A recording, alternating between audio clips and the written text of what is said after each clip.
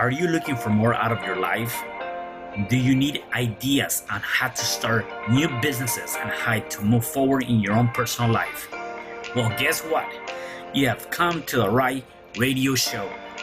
At You Can Overcome Anything podcast show, you will learn and hear from many people from all walks of life who are sharing their challenges, their stories, the habits, and the mind shifts they had to overcome to become who they are today.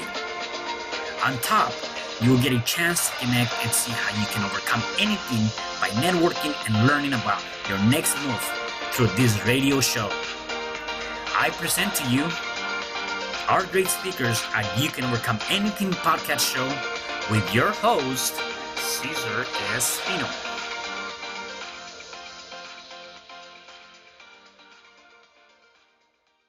Hello there and welcome back to another episode of You Can Overcome Anything podcast show. It is your host, Cesar Espino. And today I have a special guest. Her name is Antoinette Logan. Hey, Antoinette, how are you? I'm absolutely amazing. Thanks for asking. How are you? I'm doing great. Thank you for being here on the show. Before we get started, I want to give our listeners and viewers a little bit of your background, and then we can dive into this conversation. So Antoinette Logan is a multi-faceted media professional and international author based out of Atlanta and Chicago. She has worked her way up in the branding and marketing field as a personal assistant and brand ambassador to being the CEO of the full-service creative company, the Alter Image Agency, and the founder of the nonprofit Bonded by Birth.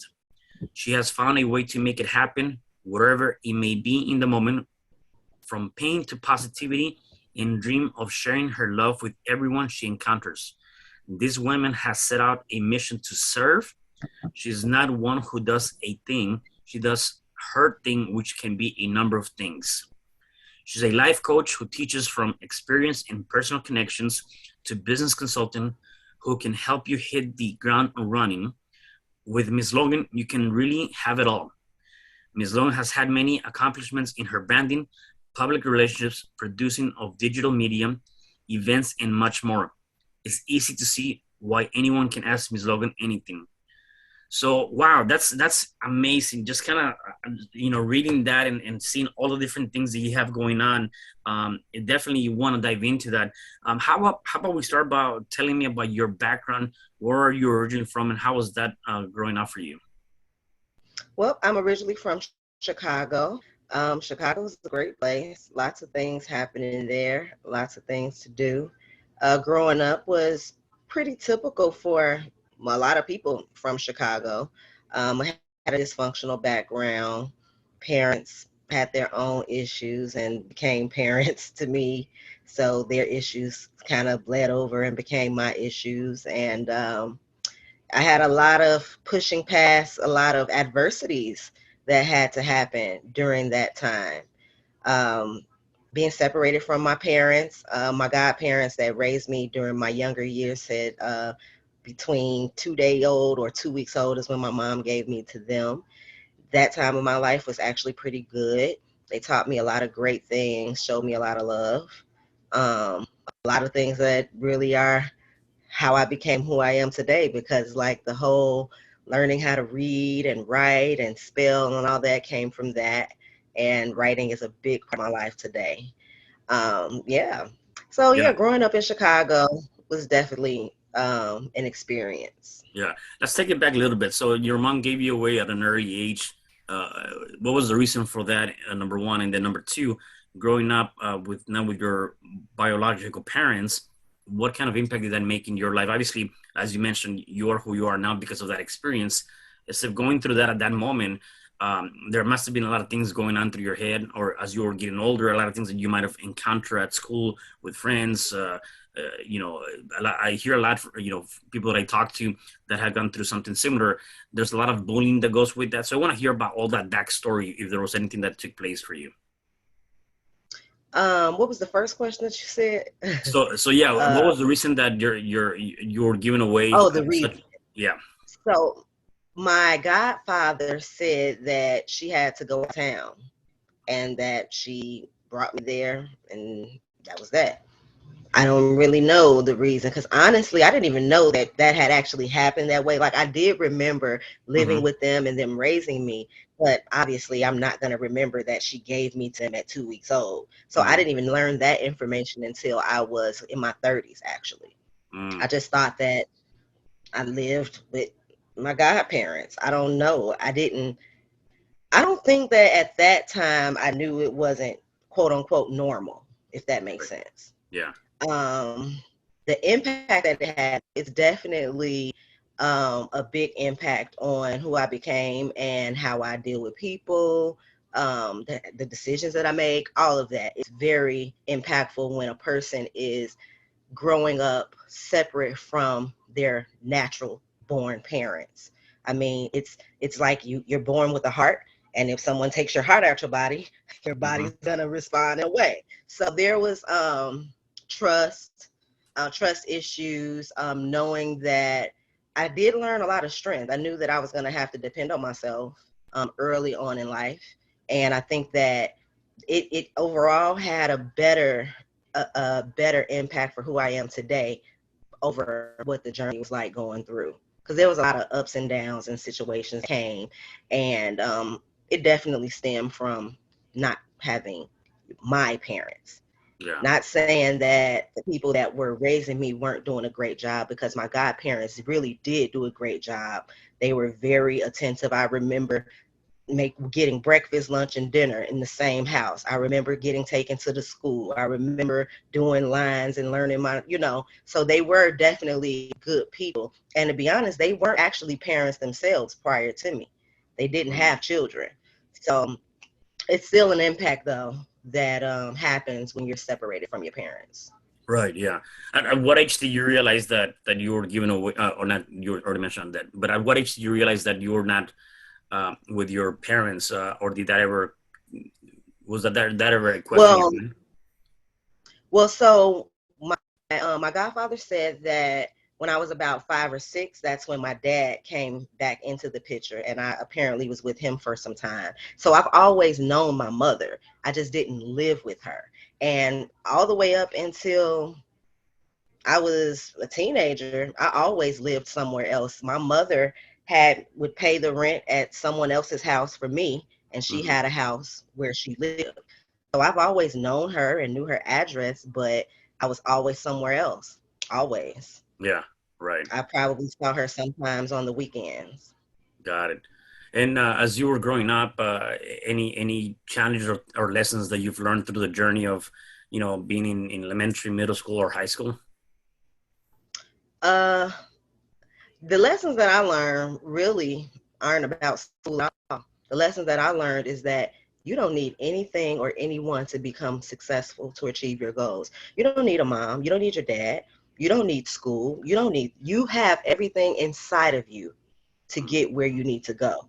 You need to focus on you, focus on getting to know your core, because the more you get to know your core, your mission and your purpose in this life becomes more dominant in your mind now. And once you learn that, you can focus on that, and the gifts that you have inside of you will take you where you need to go. All the things that I've done in life that can be seen as an accomplishment or an accolade or whatever, they're not things I dreamed of doing. They're not even things I went to college for. I didn't go to college. Mm. So there are things that were gifts inside of me. And because I paid attention to what was inside my core, what I was being led to do, I was able to, accomplish some nice goals and some nice success from following those things. And I think that every person has that inside of them. Yeah, it's just a matter of being able to discovering that, and really looking deep down, right? And sometimes that's the challenge, right?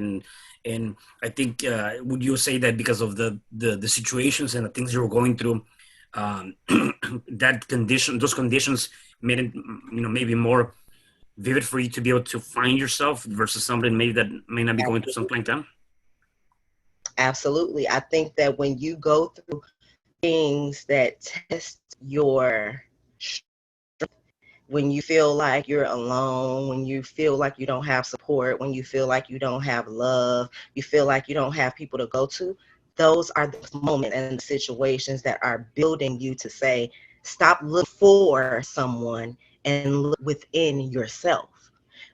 In my book, It Starts With I always say, I talk about everything that you want from someone else, you need to be willing to be that for yourself first. So if you accomplish a goal or you get a new job or whatever it is and you want somebody to clap for you need to get up and clap for yourself. You need to Mm. get up and celebrate yourself because you have power to give yourself those needs, factions, and things on your own. Yeah, right. No, that's amazing. So you mentioned you didn't go to college. So how was uh, going to high school? What was what was the thing that you wanted to do after high school, or you had an idea, a vision, or something? You said, "I'm going to do this," or how was that for you?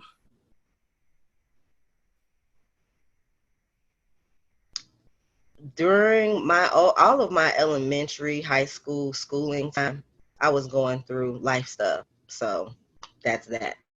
What kind of life things were you going through? Not having parents, homelessness, figuring out how I'm going to eat, where I'm going to live, how I'm going to be okay. Those things were always on the forefront of my brain during that time in my life. Yeah. I mean, Yeah. imagining going through all of that, obviously, it's not an easy thing. So, how do you balance and, or how do you handle or deal with all of those things? Again, if you didn't have the means to eat, you didn't have a place to stay, you were going through all of these things. How can one handle those things and still come out on the other side in a positive aspect? That's where the skill set came in. That's where it's like finding what you're good at, finding how you can help and how you can earn a dollar. And I'll be honest, it's not always things that are, oh, I can build you a website. There were times that there was things that I and people around me did to make sure we had somewhere to sleep and eat that we might not want to talk about today.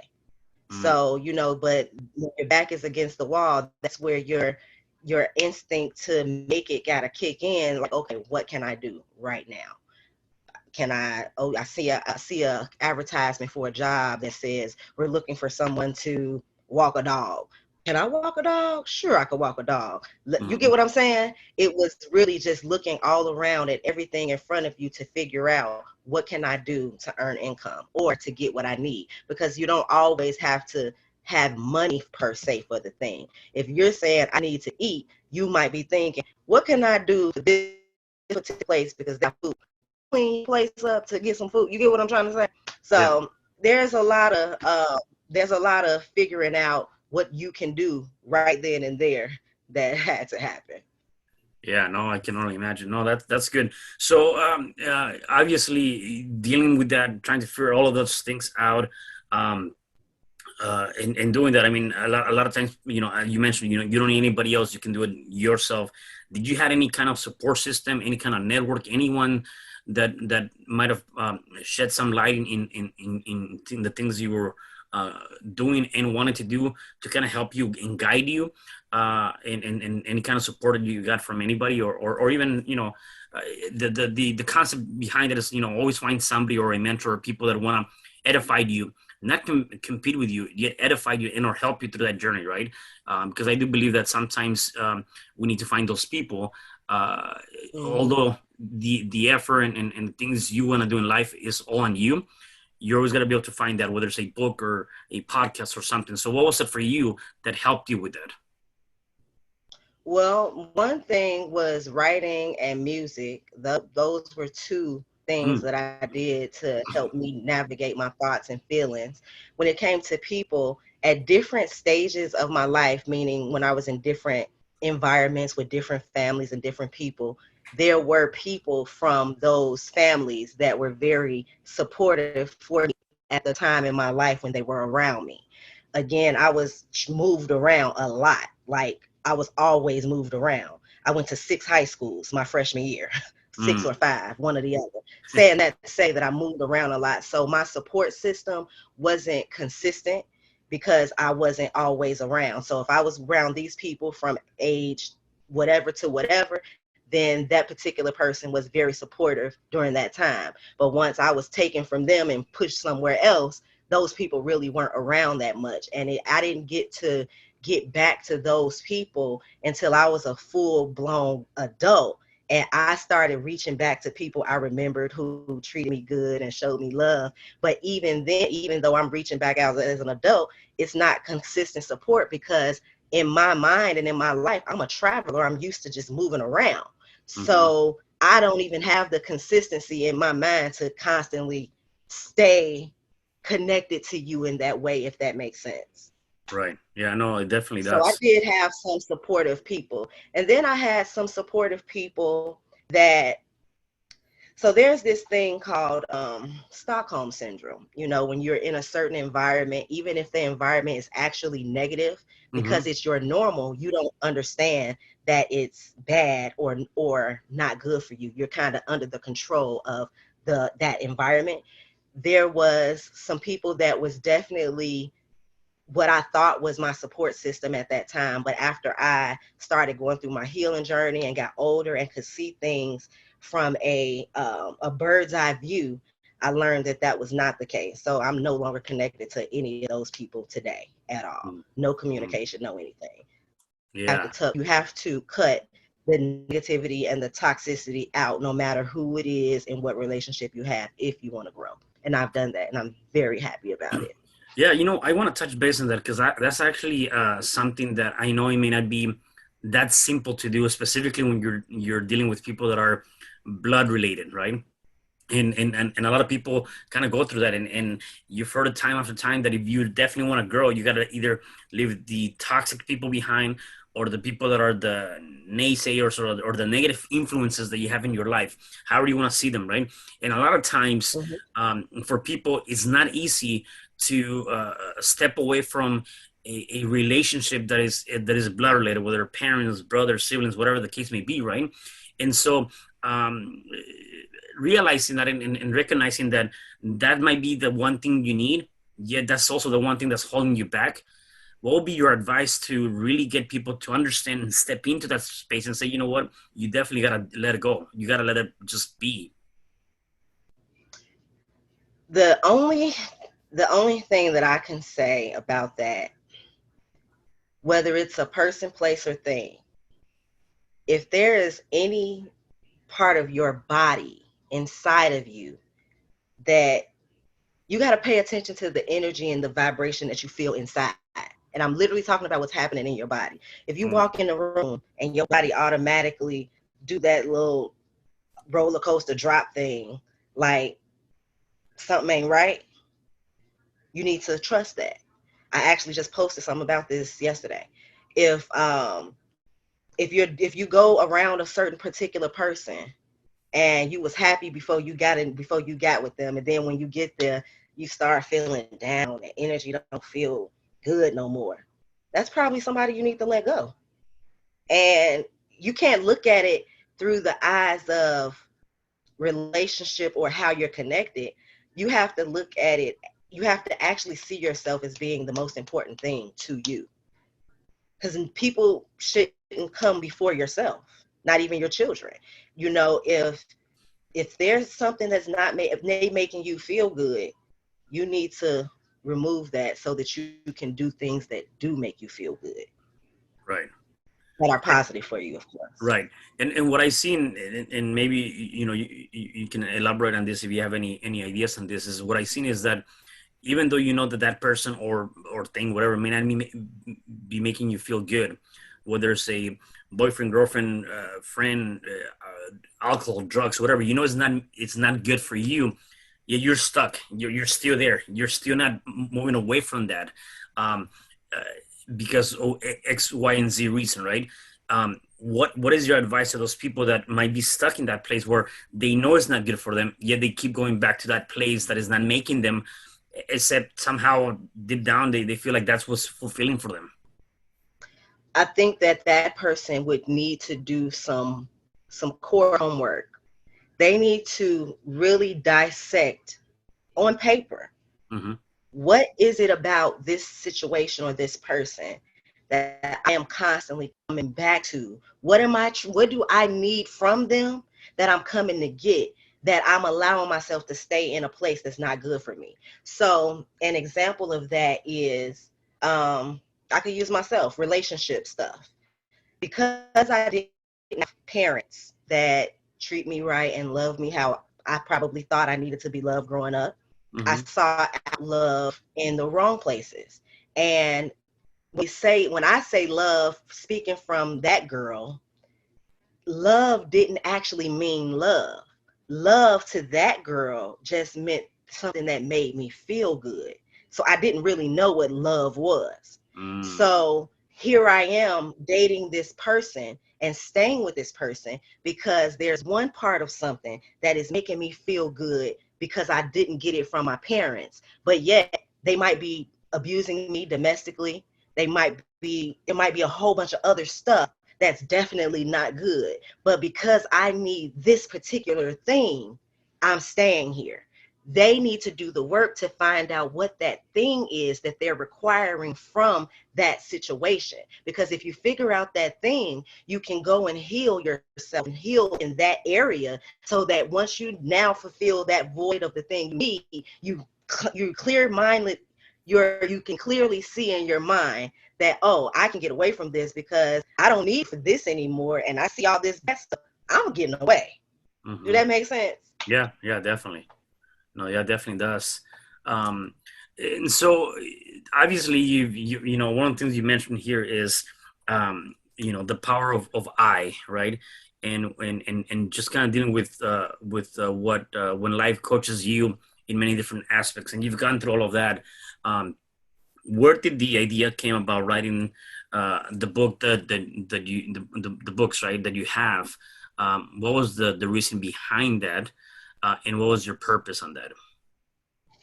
It's so funny because I really wrote It Starts With I book because I had caught my significant other with another woman. Long Mm, story short, I was on the phone with a friend all day. You know how girls talk, yeah. and they want to get in their zone. So I went to my car to talk to her so we could talk our stuff without nobody around hearing whatever we're talking about. Yeah. And I ended up pulling off to go get me something to eat. Missed my turn, so I had to make a turn on the next street that I could. And when I did on that particular street, I looked up and saw my significant other with a woman. So I was really upset or Mm, whatever. That was on a Thursday. The next day I'm supposed to get up and work because I own a company, the AIM agency, and I just could not get my mind right. So I'm like, oh, I need to do my affirmations. But this time saying them, I already knew that saying them wasn't enough because I say them all the time. I needed to do something more than just say them. So I chose to get my notebook and start writing them down. And when I got to the 11th affirmation, I heard something loud and clear say, this is a book. So with me being a brand expert or, doing mhm. websites and just graphics and stuff, I'm like, let me just organize out this book real quick. So I made me a book outline, did the table of contents and put the little stuff together. And instead of filling the pages on my notebook, I filled the pages in actually where they belong as a book. And 3 days later, that book was published and for sale. Right after that, I booked me a ticket on the other end of the world and I started my tour. And I had my book sent and I was on tour and I didn't stop for almost 2 years. And Wow. I'm still moving around right now. No, that's amazing. Two things that I take away from that. Number one, from pain, a purpose is born, right? And whatever that might be, Absolutely. you know, it could be and it is different for different people. Definitely, it is that pain point, and sometimes you're able to come up with something. So even on the toughest times, there's something that can come out of that that might be good, even if you don't see it at that moment. You just gotta have faith and believe that it's gonna happen. Um, the Yeah. second thing that I took away from that, in hearing you and all that stuff, is that you ended up giving yourself you the priority, right? You know, more so than anybody else. Is like, I am the one doing this, and I got to do this for myself. And I like the idea of the affirmations, and kind of taking that to the next step is. I always tell people that if you're gonna do affirmations, don't just say it, as you mentioned. Don't just say it. You gotta feel it. You have to feel that whatever you're saying, even if you're not in that place right now, you have to try to feel that, and also throwing that physiology into the aspect, whatever that might be, right? And so I Mhm. like the fact that you started writing those things to be able to start engraving that and really reprogram the unconscious mind to start believing that and start becoming that, which is amazing. Um, and Yes. yeah, and I love the whole idea of the fact that you were able to do this in a couple of days and say, you know what, let me go out and share this book, in many different aspects and go on a book tour. That's definitely a huge accomplishment for that. Thank you. The book tour, right? Yes, it was about it was more than the book, because the whole thing with this book is, what about me is allowing me to be so upset with this man for being with another woman that I was willing to not go to work and make money for myself. Mm. That was a problem for me. So after the book was done, it was an even bigger problem, because I'm like, yeah, the book is done, but the problem ain't fixed in 3 days. I'm still connected to this man. I still feel a way about this situation. I needed to go and figure Antoinette out. So I called that, I didn't like publicly make it a thing, but I called that my chasing trees journey. It was a tour for me to chase the trees, because I love the nature and exotic, beautiful trees, palm trees, and I just love it. They're so pretty. It just makes me feel good. But I also am an advocate for cannabis. And I also love money. And I knew that my book was going to make me money. So it was all about chasing trees and finding me. And that's what I did. And little did I know that the people who I'd meet and they'd buy my book and they tell me that I made an impact on their life, they actually made a bigger impact on my life. For real. Yeah, yeah. It's something that I am grateful that I listened to myself and did, because it helped me mentally in so many ways. Right. Yeah, no, and looking back to that, I can definitely see how a lot of times, and even this happened even to me in many different ways, is that sometimes I feel like I'm doing something, or people might be thinking I'm doing this for them, when in reality, whatever's taking place is really making a big impact in my life too. And I'm Yes. learning to that process, and they're also helping me even when they don't even realize that, right? And so I love Yep. that connection and that energy that I do believe that when we do the things that we're doing, people like you and I that are in the space of really, making an impact, right, and making a difference, and also giving back, they're giving back to us too, right? And we don't, Yes, we definitely sometimes don't realize that it is a huge impact from that perspective. it So, is. so besides your book, so you're a coach. Tell me more about the things that you're doing right now. Tell me about your how you're helping people, or the things you're doing, and also tell me about your nonprofit. Okay, well, I am the CBO, Chief Brand Officer of Black House Media, and there I'm really focused on branding for the network, but also giving the opportunity for people like you and I and other business owners and entrepreneurs to tell their story their way Mm. on TV.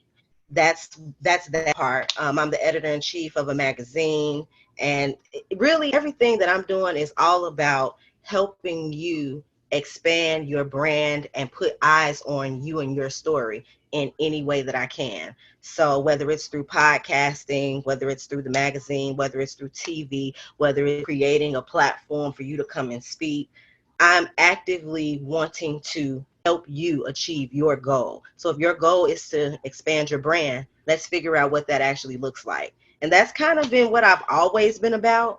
It's just that more opportunities come for me to actually do that Hmm. through, as time goes.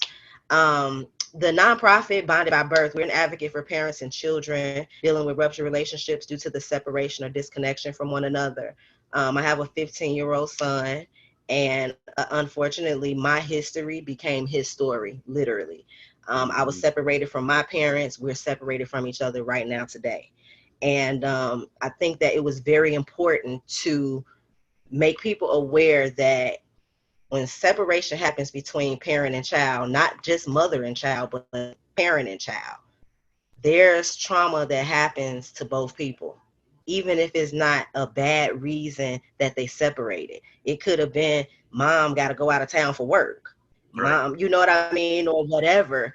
There's something that happens within the body because that natural connection is cut off. So that's really what my birth is about. When I started that, I thought I was ready to go and help the whole world, okay? But just wearing my t-shirt with my brand on it got attention from people in random places, grocery store, pumping gas, whatever. And people would randomly come and ask, what is this about? So when I tell them, here they are sharing their stories about separation from their children and things that they went through. And it put me backwards in a reliving my own emotions connected to my own situation. And I thought that I was able to help because that's the organization is what pushed me to go and become a certified life coach. I Mm-hmm. thought that I was going to be able to help, but honestly I had to take a step back because I wasn't ready. I'm still in my situation right now. My son is not an adult, he's still a kid, and we're not living together. We are not together. I don't see my son when I want to. I can't talk to my son when I want to. So it made it difficult to be able to truly help people from a unbiased place. You know, if Mm-hmm. somebody have a conversation, like I just had a friend tell me something about her mom said something to her that made her feel away. And I was getting ready to reply. But then I erased what I said and I said, I'm not the best person to talk to about mom situations Right. because my first response is, oh, that's what she said to you? Fuck her. Keep moving on. Excuse my language. I don't know. I'm the customer consultant, so my bad. But literally, that was my first reply because that's how I move with my own. I got tired of my mother doing certain things to me. And one day I said, you know what? F this, I'm done. And I'm moving on. And I haven't spoke to her since. She don't have my phone number. She can't communicate with me. I'm not allowed that to happen in my life anymore. So when she brought her situation to me, what her mom had said to her made me relive some things that my own mom had said to me. And I know you don't tell nobody to say that to their mama because their situation ain't your situation. So I just simply say, you know what? I don't think I'm the right person to talk to or to give advice about this situation. And that was the approach that I had to take within my organization when I first started it because I didn't want to be out here telling you, to cut off ties with somebody when your situation might not really require that. And because I Right. was still hurt, I wasn't able to give what I felt was the right advice for those type of scenarios. So the organization is still what it is. I'm a healed person from the anger part of things. Mm-hmm. I'm not angry about it anymore, so I can talk about the separation side of things in a different place. But it's still a touchy subject. I'm not gonna lie to you. It's Right. still a touchy subject, depending on the scenario, depending on what we're talking about. Because I honestly do feel that parent or not, if a person do certain things to you, those certain things are reasons to cut that cord because it's Mm. doing harm to you. If you are coming to me as your friend, talking about how many tears you're shedding and crying because of this particular person doing this thing, to me, you need to let that person go. I'm sorry. I don't feel bad that it's your mother or your sister or da da da da da. Yeah. So that's Would, kind of where the organization is today. yeah. Would you in a scenario like that? Would you ever maybe go back and give him an advice to say, hey, try to go out and talk it over first and work it out and talk about your feelings, how you feel about whatever situation how they're making you feel, or you straight out, hey, just cut the cords, don't give him that opportunity, that chance. Well, as a coach, if you're my client, I'm not giving you advice about that at all. I coach from an I perspective. I coach my clients to focus Mm, on them and their needs only. I don't care about the other people. They're not my client. You are. I care about you. I care about your safety, your mental stability, your happiness, your growth. So anything that is not in alignment with that, yes, I do think that you need to let go. And Yeah. I don't need to know the connection of who. I just know that if you say this thing made you feel like this, you need to let that thing go. You don't have to tell me if it was your mama or if it was your daddy or if it was your job. I don't need to know what the connection is. I'm specifically talking about the result that it had on you. Mm, yeah, no, that's definitely good. Who's the? Do you have a specific type of people you work with? Is moms, dads, teenagers, all over the place? Because of because of my journey and the walk that I've had, I've been a lot of type of people. I'm Okay. a mama, Yeah. I'm a daughter, I'm a Yeah. sister, I'm a auntie, I'm a CEO, I'm a this, I'm a that. I've been a this and a that. So I don't look at, I'm not a person you could put in a box, first of all. So when people talk about their niche, I understand where they're coming from, but Right. I'm not that person. I'm specifically dealing with this one thing, the heart. Every person, all of us has that. So when you come and have a conversation with me, it's about my heart and your heart.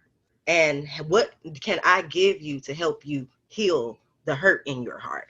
That's Right. really what it's about. So I don't care if you're big time CEO, homeless person on the corner.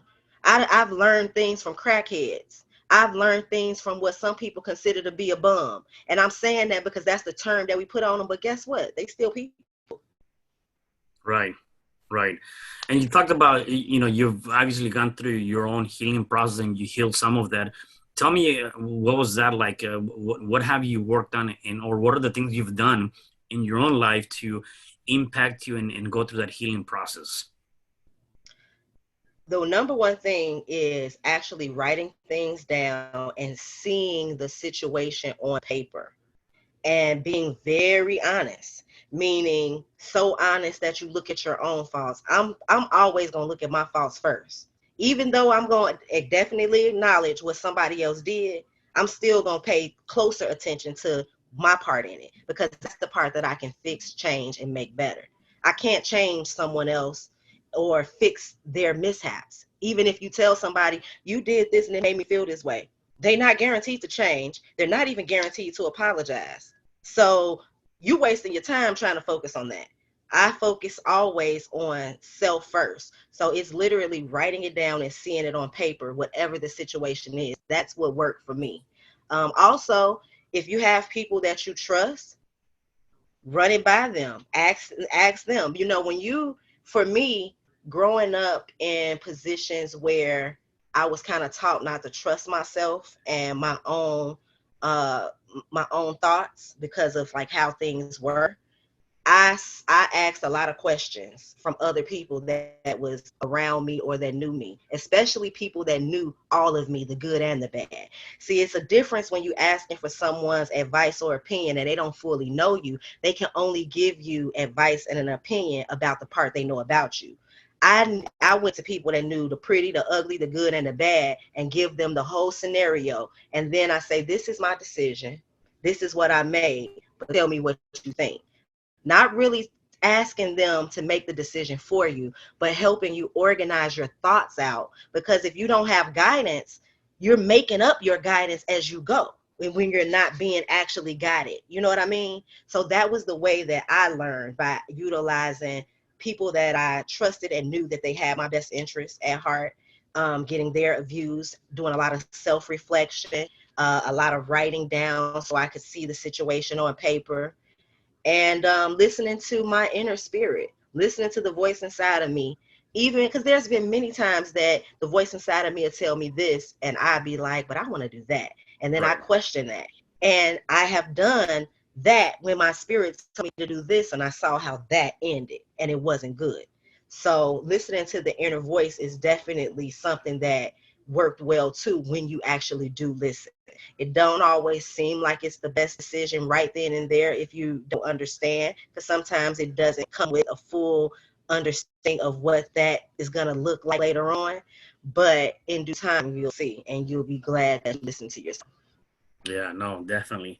No, it seems like you definitely have a pretty good grasp of all the things, and you've gone through a lot of things in your life, and so that allows you to really speak into people's lives from a different perspective, right? From a practical perspective, because you've been there and you've kind of gone through a lot of those things yourself.